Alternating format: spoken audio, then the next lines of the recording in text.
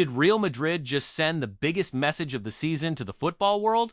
Because, my friends, for the second year in a row, the most successful club in the history of the sport has decided not to attend the Ballon d'Or. Yes, you heard right. For the second year in a row, Real Madrid will not attend the most celebrated ceremony in world football. And you know what's worse? Many people are already calling us villains, arrogant, spoiled. But are we really the villains in this story? Or, in fact, the only ones who have had the courage to face the farce that this award has become? Before we dive in, let me leave you with a message. If you're a true Madrid fan and want to follow every step of this explosive season, subscribe to the channel right now. We don't shy away from controversy here. We face it head on. And of course, leave a like and comment with your opinion, because this discussion promises to divide opinions worldwide. What happened between Real Madrid and the isn't just about an individual award. It's not just about Vinicius Jr. not winning the Ballon d'Or. It's about respect, dignity, and how far a club should go when it feels publicly humiliated. When you understand what went on behind the scenes, you realize that Real Madrid's absence isn't a tantrum. It's not a whim. It's a clear statement. It's a direct message to those running this show. Either you respect us, or we'll move on without you. And the big question is, can the Ballon d'Or survive without Real Madrid? When this news broke, many people, myself included, thought, this is shameful. What do you mean, 2 years without going to the ceremony?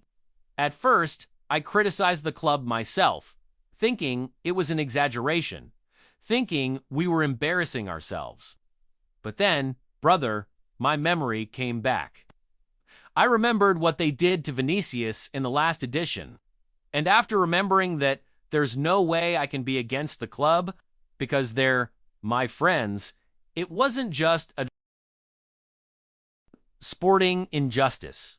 It was public humiliation. It was disrespect.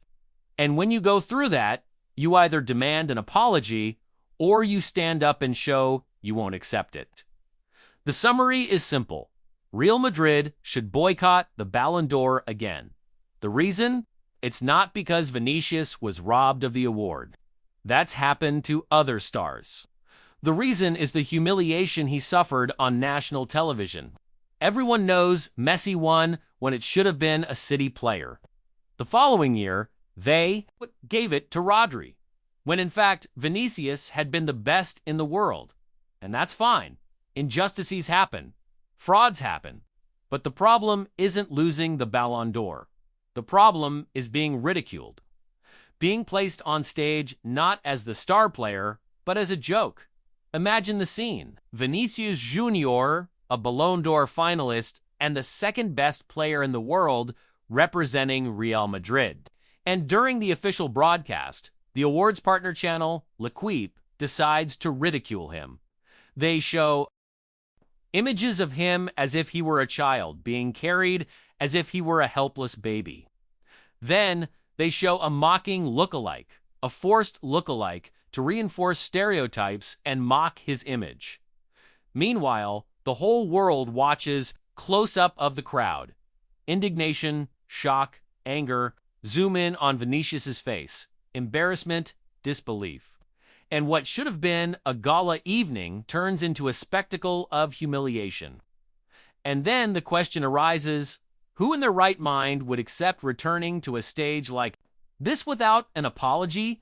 How can anyone think it's normal for the club to accept this treatment? And it doesn't stop there.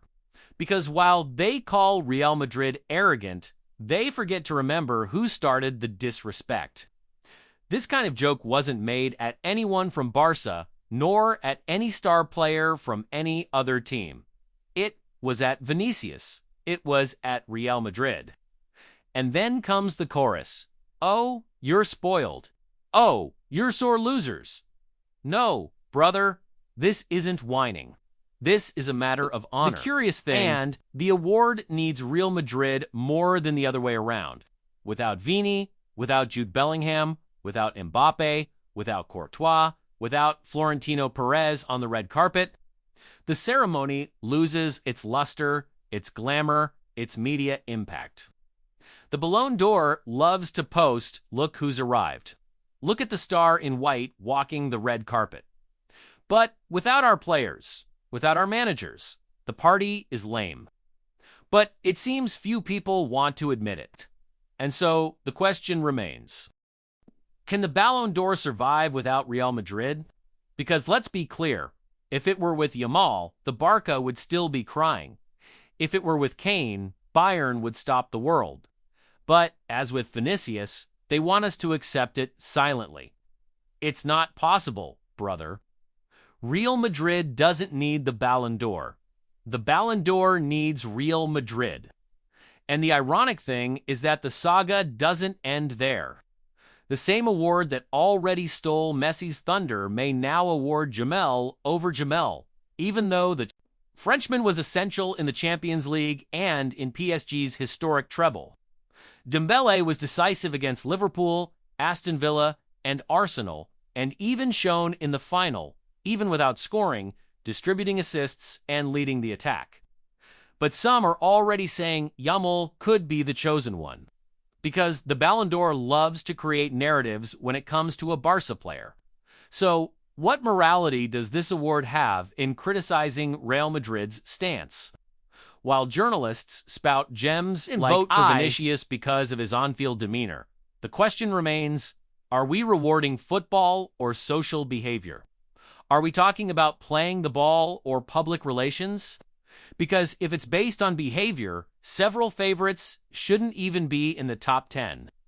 The scale seems to shift depending on whether the player wears the Blanco or the Blaugrana. Ultimately, Real Madrid's position is clear.